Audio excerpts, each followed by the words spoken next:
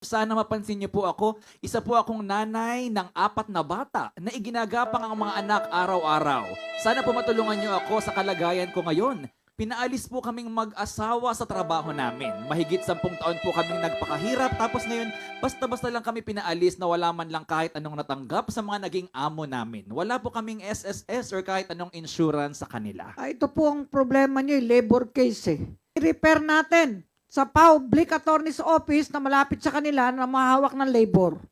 Ang PAW po umahawak ng civil, adjudicative, criminal, labor at quasi-judicial cases. Ah. Masama po yan, hindi pinagbayad ng SSS, 10 taon. 10. Dapat meron din niyang PhilHealth, may pag-ibig. Eh, ang kasambayo ngayon, meron yung 3 na yan. Kaya kayo, mga kababayan, kung may katulong po kayo, pwede po kayo madimanda pag hindi nyo pinagbabayad ng SSS, pag-ibig at PhilHealth ang inyong kasambahay. Yo. Ayan, kahit kasambahay, dapat ipagbayad.